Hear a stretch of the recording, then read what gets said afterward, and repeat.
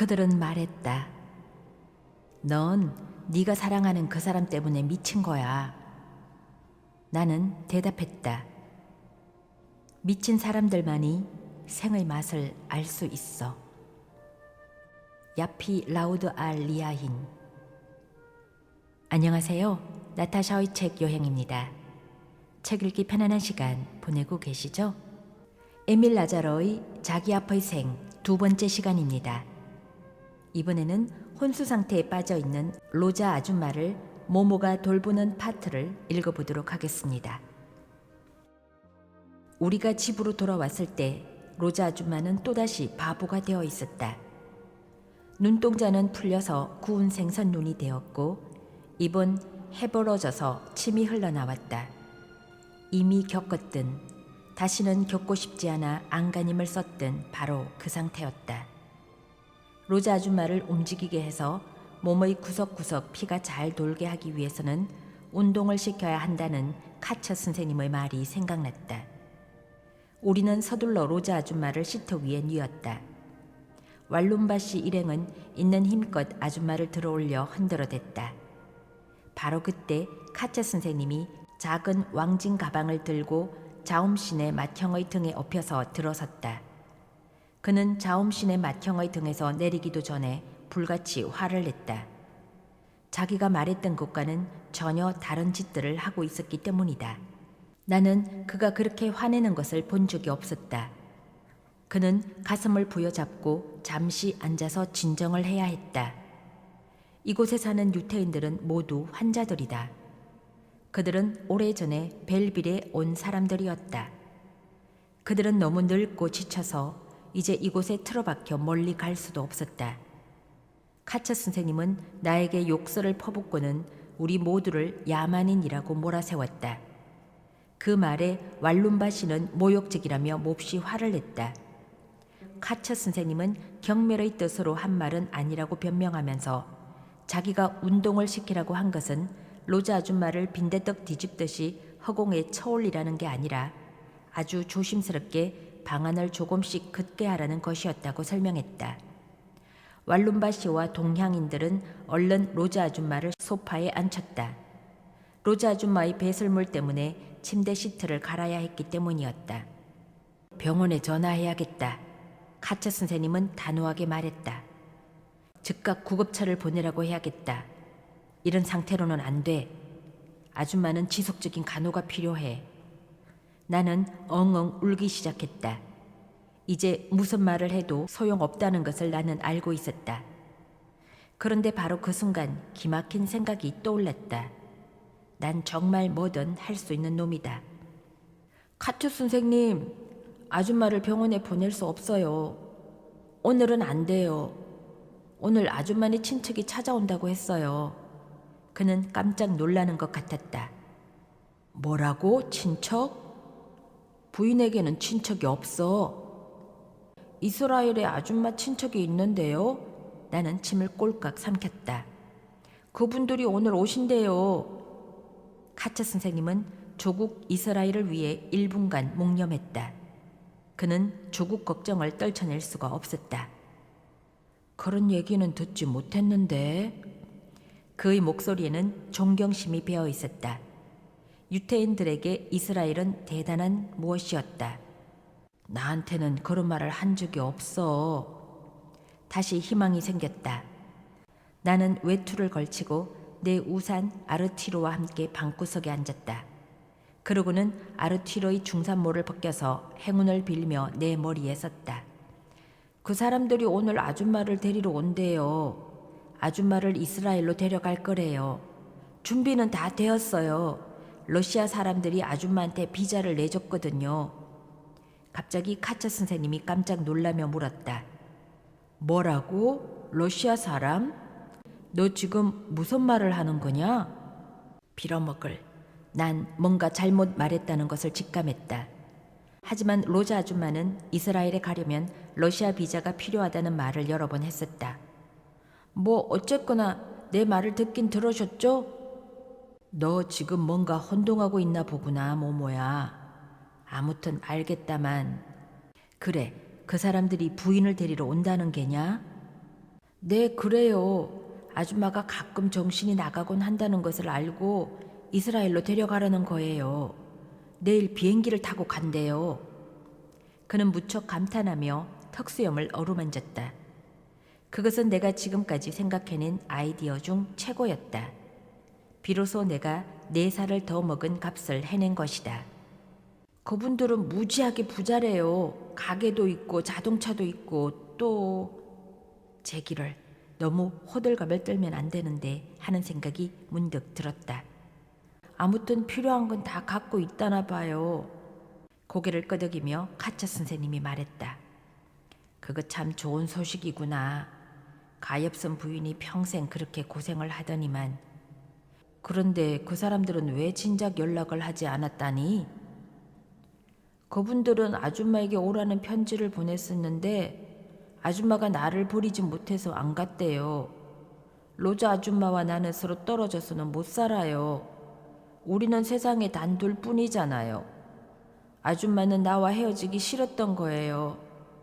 지금도 아줌마는 가고 싶어 하지 않아요. 어제도 제가 애원했어요. 로자 아줌마, 이스라엘에 가서 친척들과 함께 사세요. 그러면 편히 돌아가실 수 있어요. 거기 가면 친척들이 돌봐줄 거 아니에요? 여기서는 아무것도 아니잖아요. 거기 가면 대접받을 거예요. 하고 말려요. 카차 선생님은 놀라서 입을 다물지 못했다. 감동한 나머지 그의 눈에 눈물까지 고였다. 아랍인이 유태인을 이스라엘로 보내는 최초의 일이구나. 그는 충격을 받아서 말도 제대로 못할 정도였다. 아줌마는 날 떼어놓고는 안 가려고 하세요. 카차 선생님은 잠시 생각하는 것 같았다. 그런데 두 사람이 함께 갈 수는 없니? 그 말에 나는 깜짝 놀랐다. 말문이 막혔다. 빠져나갈 구멍만 있다면 뭐든 할 수 있을 것 같았다. 로자 아줌마가 거기 가서 연락하겠다고 했는데.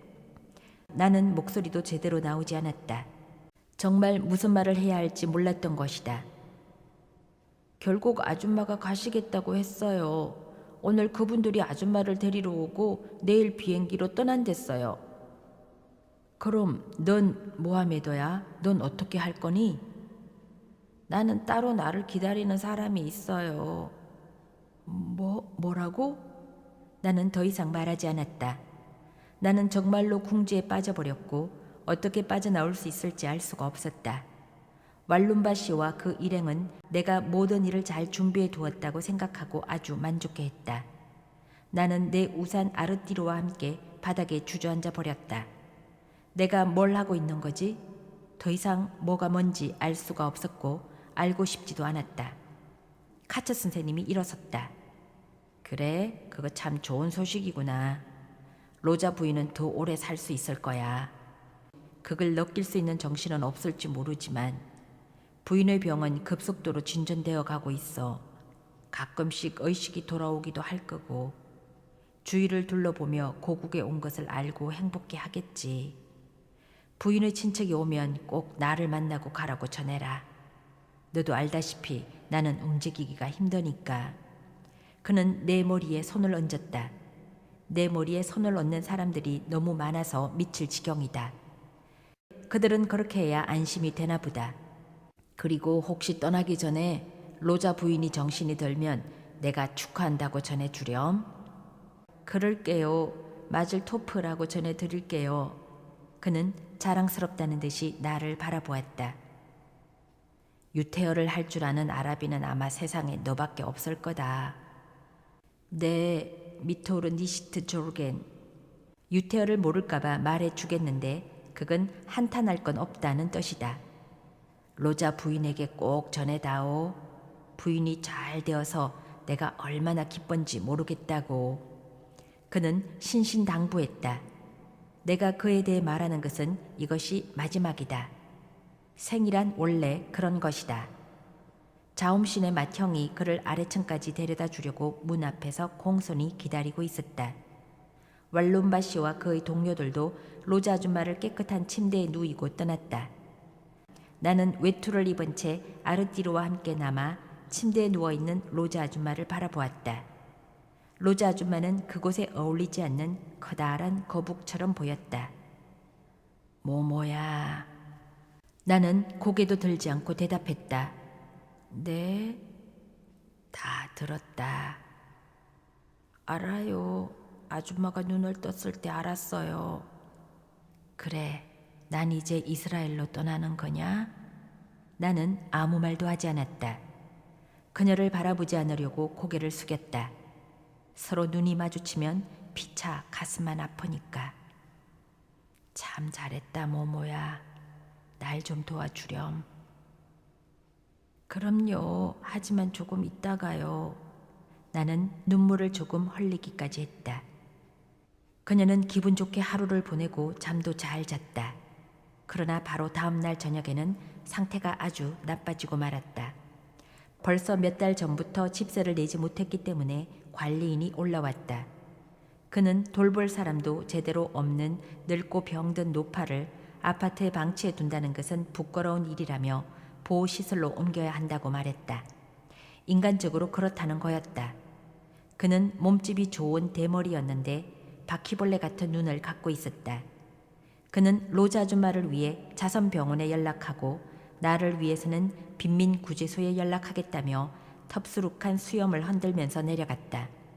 나는 엎어질 듯이 쫓아나가 전화를 걸기 위해 벌써 드리스 시내 카페에 들어서고 있는 관리인을 붙잡았다.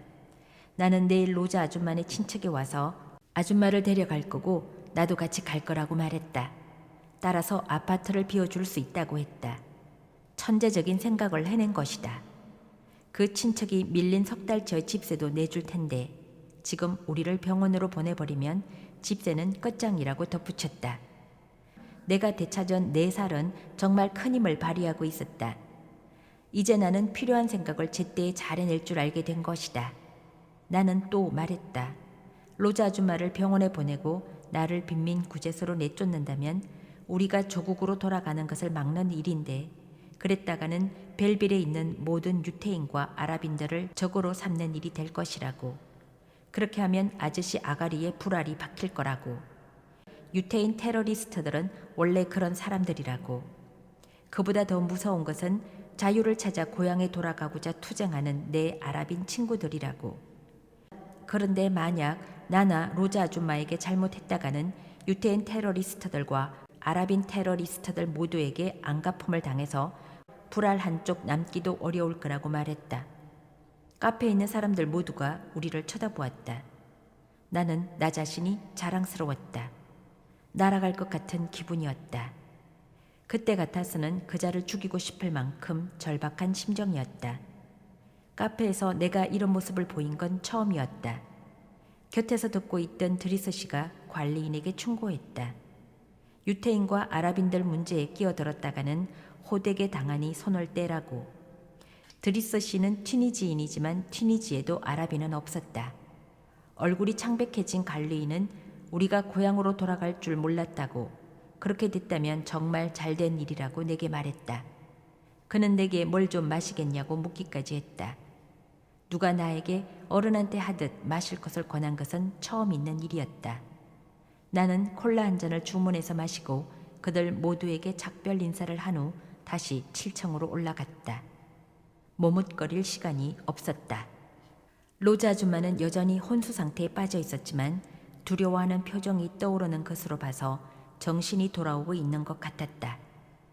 그녀는 마치 구원을 요청하듯 내 이름을 부르기까지 했다. 나 여기 있어요, 아줌마. 나 여기 있다고요. 그녀는 무언가 말하려는 듯이 입술을 움직이고 머리를 흔들었다.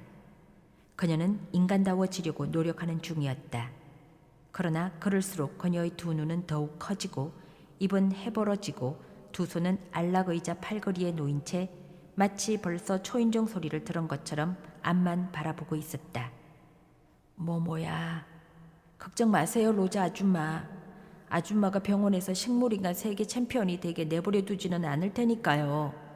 이미 말했는지 모르겠지만 로자 아줌마는 항상 자기 침대 밑에 히틀러 사진을 간직하고 있었다. 일이 잘못되어 간다 싶으면 그녀는 그 사진을 꺼내서 들여다보았고 그러면 검색 기분이 풀어지곤 했다. 나는 침대 밑에서 그 사진을 꺼내 로자 아줌마의 코밑에 들이댔다. 아줌마, 로자 아줌마, 여기 누가 있는지 보세요. 나는 그녀를 흔들어야 했다. 그녀는 가늘게 한숨을 내쉬고는 눈앞에 있는 히틀러의 사진을 보았다. 그녀는 검새 히틀러를 알아보고는 외마디 소리를 질렀다. 완전히 정신이 들었는지 자리에서 일어나려고 했다. 서두르세요 아줌마, 곧 떠나야 해요. 그들이 왔니?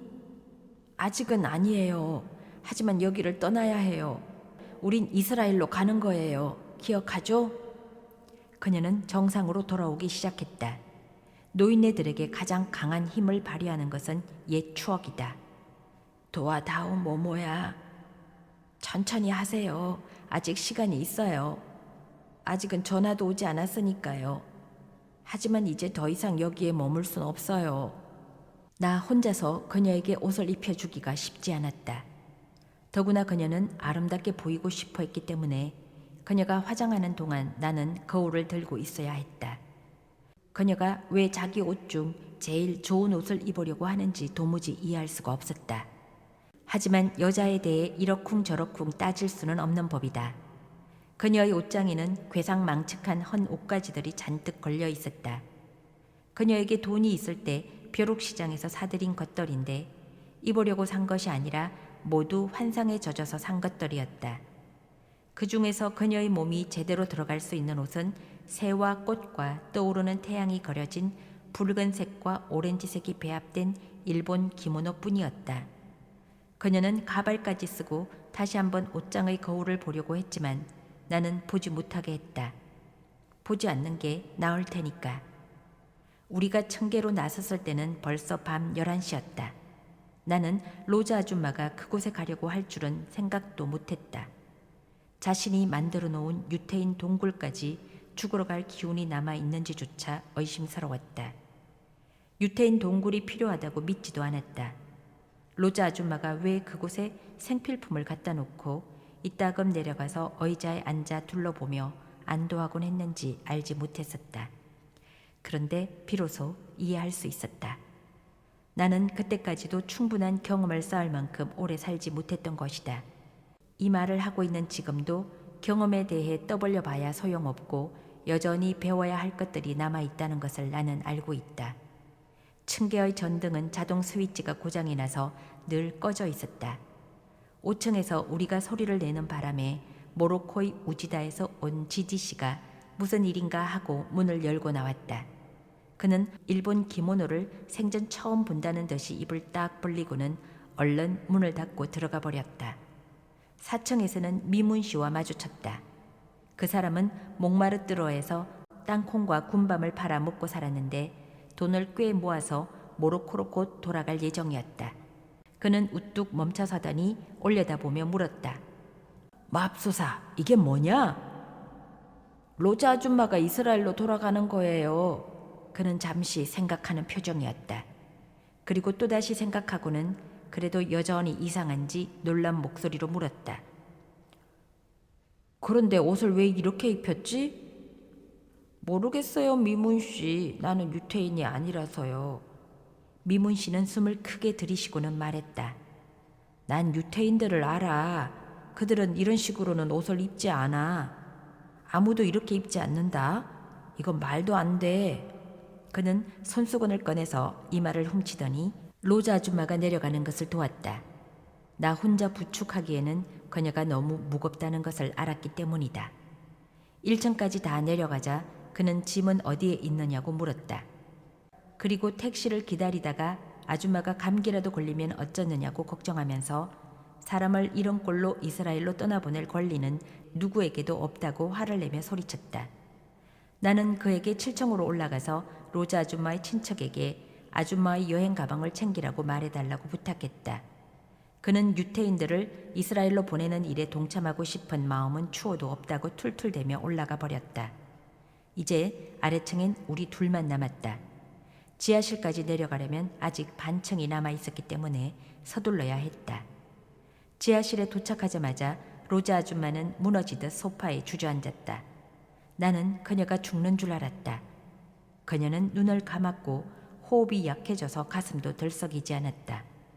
나는 촛불을 켜고 바닥에 주저앉아 그녀의 손을 잡아주었다. 그러자 그녀의 기분이 조금씩 나아지는 것 같았다. 그녀는 눈을 뜨고 주변을 두리번거리더니 입을 열었다. 모모야, 언젠가는 이 방이 나한테 꼭 필요하리라는 걸 알고 있었다. 이제 나는 편히 죽을 수 있겠구나. 그녀는 미소까지 지어 보였다. 식물처럼 살면서 세계 기록을 깨는 일은 없겠구나. 인살라. 그래, 인살라다 모모야. 넌 참 착한 아이야. 우린 늘 함께였지. 그래요, 로자 아줌마. 아무도 없는 곳보다 훨씬 나았죠. 이제 내 기도를 올려다오 모모야. 이제 다시는 기도를 못하게 될지도 모르잖니. 셰마 이스라엘 아테노이. 로에일렘 보에트까지 전부 암송하고 나서는 매우 만족해했다. 그렇게 1시간 정도 기분 좋게 지내다가 그녀는 다시 상태가 나빠졌다. 그날 밤 그녀는 어린 시절에 사용했던 폴란드어로 중얼거렸다. 그러더니 블루멘타그라는 남자 이름을 반복해서 불렀다.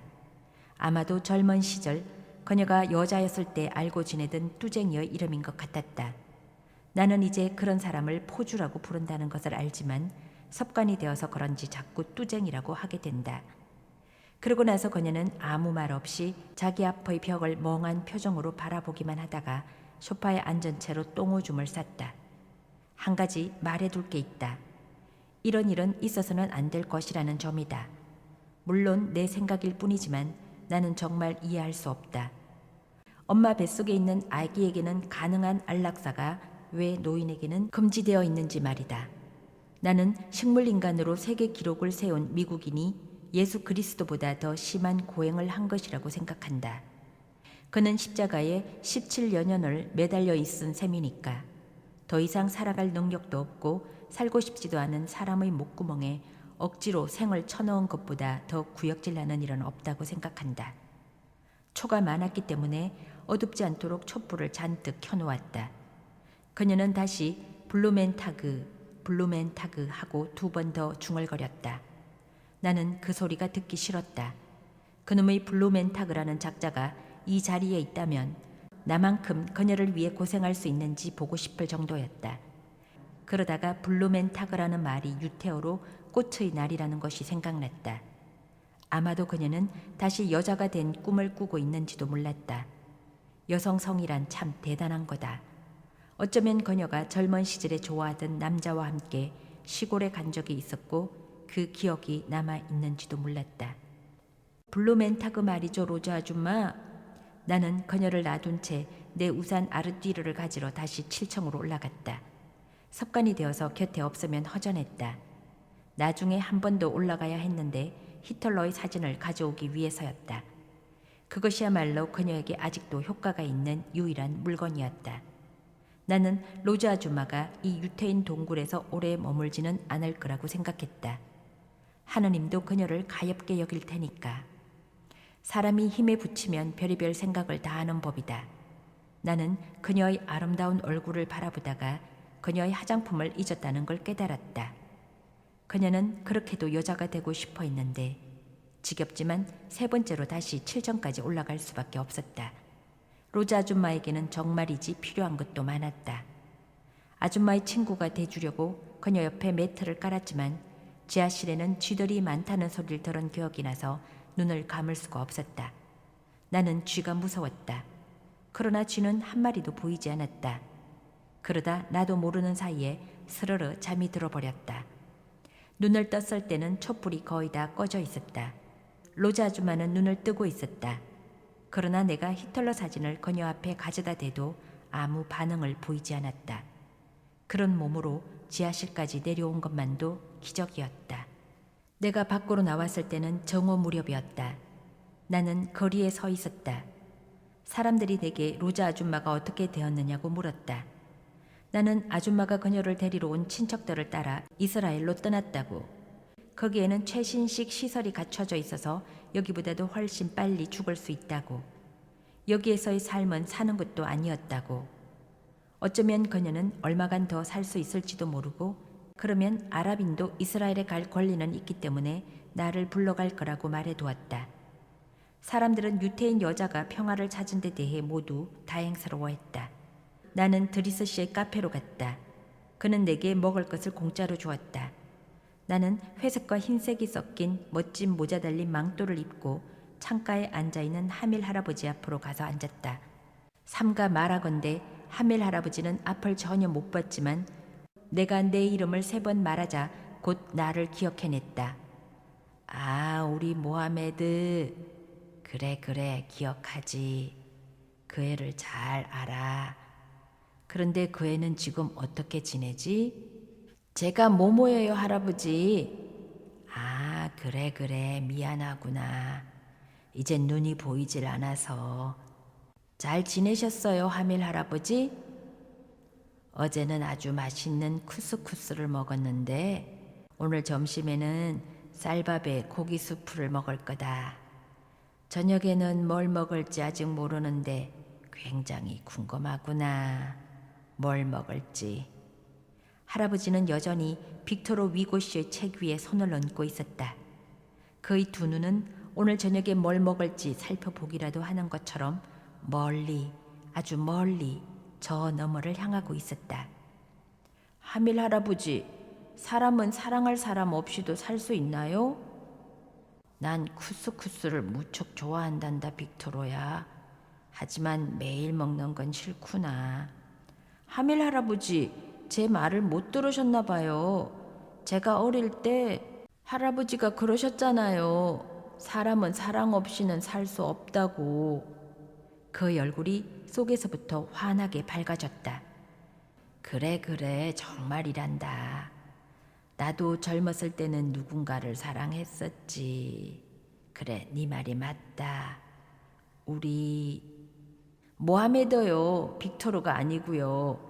그래, 우리 모하메더야. 나도 젊었을 때는 누군가를 사랑했어. 한 여자를 사랑했지. 그 여자 이름이... 그는 입을 다물었다. 깜짝 놀라는 것 같았다. 기억나지 않는구나. 나는 일어나서 지하실로 되돌아왔다. 로자 아줌마는 여전히 정신이 나간 상태였다. 그랬다. 그건 마비 상태였다. 이 단어를 나는 꼭 기억해 둬야겠다. 나는 단번에 4살을 더 먹었고 그 일은 쉬운 일은 아니었다. 언젠가는 나도 내 나이에 맞게 말을 할 수 있겠지. 기분이 좋지 않았다. 온몸이 조금씩 다 아팠다. 나는 다시 한번 그녀의 눈앞에 히틀러 사진을 가져다 대보았다. 아무 반응이 없었다. 그녀가 이런 상태로 몇 년을 더 살 수도 있을 것 같다는 생각이 들었다. 그렇게 되지 않기를 바랐지만 그렇다고 내가 그녀를 안락사시켜줄 용기는 없었다. 어둠 속에서도 그녀의 안색은 좋지 않아 보였다. 나는 그녀를 위해 촛불을 있는 대로 다 켰다. 나는 화장품을 들고 입술에 루즈를 발라주고 볼터치를 해주고 그녀가 좋아하던 모양대로 눈썹을 그려주었다. 눈꺼풀은 푸른색과 흰색으로 칠해주고 그녀가 평소 하던 대로 애교점도 붙여주었다. 인조 눈썹도 붙여주려 했지만 잘 붙지 않았다. 그녀는 이제 숨을 쉬지 않았지만 그런 건 상관없었다. 숨을 쉬지 않아도 그녀를 사랑했으니까. 나는 그녀 곁에 펴놓은 매터에 내 우산 아르띠로와 함께 누웠다. 그리고 아주 죽어버리도록 더 아프려고 애썼다. 내 주위의 촛불이 꺼졌다. 나는 다시 불을 붙였다. 촛불은 여러 차례 꺼졌고 나는 다시 불을 붙이고 또 붙였다. 4살이나 더 먹었는데도 푸른 옷의 광대가 다가와 내 어깨를 감싸 안았다. 나는 온몸이 아팠다. 노란 옷의 광대도 왔다. 나는 단번에 먹었던 4살의 나이를 떨쳐내버렸다. 모든 게 하잘것없이 느껴졌다. 가끔씩 일어나서 로자 아줌마의 눈앞에 히틀러 사진을 가져다 대봤지만 아무런 반응이 없었다. 그녀는 이제 더 이상 우리와 함께 있지 않았다. 그녀에게 한두 번 뽀뽀도 해주었지만 그것도 아무 소용이 없었다. 그녀의 얼굴은 차가웠다. 화려한 기모노 차림에 붉은 가발을 쓴 내가 화장을 해준 아줌마는 무척 아름다웠다. 나는 잠에서 깨어날 때마다 군데군데 점차 푸르죽죽하게 변해가는 그녀의 얼굴 화장을 고쳐주었다. 나는 그녀 곁의 매트에서 잠을 잤다. 바깥에 나가기가 두려웠다. 밖엔 아무도 없었으니까. 그래도 롤라 아줌마네 집에는 올라갔다. 그녀는 다른 사람들과는 달랐기 때문이다. 그러나 그녀는 집에 없었다. 때를 잘못 맞춘 것이다. 로자 아줌마를 혼자 내버려 두기가 두려웠다. 그녀가 깨어나서 사방이 온통 캄캄한 것을 보면 자기가 죽었다고 생각할 것 같았다. 나는 다시 내려가서 촛불을 하나만 켰다. 촛불을 많이 켜둘 수 없었다. 그녀가 자기 모습을 덜어내는 걸 마음에 안 들어 할 것 같아서였다. 나는 그녀의 얼굴색이 드러나지 않도록 붉은색과 갖가지 예쁜 색으로 자꾸 덧칠을 해주었다. 나는 다시 그녀 곁에서 잠을 잤다. 그러고 나서 그 누구와도 그 무엇과도 닮지 않은 롤라 아줌마네 집으로 올라갔다. 그녀는 면도 중이었다. 집안엔 음악이 흘러나오고 접시에 놓인 계란 요리에서는 맛있는 냄새가 났다. 그녀는 반쯤 벗은 상태로 지난밤 일하면서 생긴 자국들을 지우기 위해 몸 이곳저곳을 힘껏 문질러 대고 있었다. 벗어붙인 몸으로 얼굴에 비누 거품을 바르고 면도기를 들고 있는 그녀의 모습은 이 세상 어디에서도 볼 수 없는 색다른 몰골이었다. 그런 그녀의 모습을 보니 기분이 좀 나아졌다. 그녀는 내게 문을 열어주고는 한동안 아무 말도 못하고 그대로 서 있었다. 4살 더 먹게 된 이후로 내가 많이 변했나 보았다. 맙소사, 모모야, 무슨 일이 있었니? 어디 아파? 로자 아줌마 대신 작별 인사를 하러 왔어요. 병원에서 아줌마를 데려갔니? 더 이상 서 있을 힘도 없었다. 나는 그대로 주저앉고 말았다. 언제부턴가 나는 단식 투쟁을 하느라 아무것도 먹지 않고 있었다. 자연의 법칙 따위에 얽매이고 싶지는 않았다. 그런 것은 알고 싶지도 않았다. 아니에요. 병원에 가지 않았어요. 로자 아줌마는 유태인 동굴에 있어요. 하지 말았어야 할 말이었다. 그러나 곧 롤라 아줌마가 그곳을 알지 못한다는 걸 깨달았다. 뭐라고? 아줌마는 이스라엘로 떠났어요. 전혀 예상치 못한 얘기에 비누 거품을 바른 그녀의 입이 딱 벌어졌다. 떠날 거란 얘기는 한 번도 없었는데? 그 사람들이 아줌마를 데리러 비행기를 타고 왔어요. 그 사람들? 친척들이요. 거기에는 아줌마 친척이 많대요. 그 사람들은 비행기를 타고 왔어요. 아줌마가 탈 자동차까지 가지고요. 차종은 제규어였어요. 그래, 아줌마가 너를 혼자 버려두고 갔단 말이니? 나도 곧 거기로 갈 거예요. 아줌마가 날 부른다고 했거든요. 롤라 아줌마는 다시 한번 나를 쳐다보더니 내 이마를 만져보았다. 너 열이 있구나, 모모야. 아니에요, 괜찮아요. 자, 나하고 뭘 좀 먹자. 그럼 좀 나아질 거야. 아니에요, 고맙지만 난 이제 아무것도 먹지 않아요. 뭐라고? 아무것도 먹지 않는다고? 너 지금 무슨 소리를 하는 거니? 나는요, 자연의 법칙 따위에 얽매이지 않아요, 롤라 아줌마. 그녀는 웃음을 터뜨렸다. 그건 나도 마찬가지지. 자연의 법칙 같은 것은 개나 물어가라고 해요. 침이라도 뱉어주고 싶어요. 구역질 나는 그따위 것은 없어져 버렸으면 좋겠어요. 나는 일어섰다. 인공적으로 만든 그녀의 가슴은 한쪽이 다른 쪽보다 더 컸다. 난 그래도 그녀가 좋았다. 그녀는 나를 보고 예쁘게 웃었다. 기다리는 동안 나랑 함께 살지 않을래? 고맙지만 싫어요, 롤라 아줌마. 그녀는 내 곁에 쭈그리고 앉더니 내 턱을 잡았다. 그녀의 팔에 새겨진 문신이 보였다. 괜찮아. 여기 있고 싶으면 그렇게 해. 내가 돌봐줄게. 고맙지만 괜찮아요.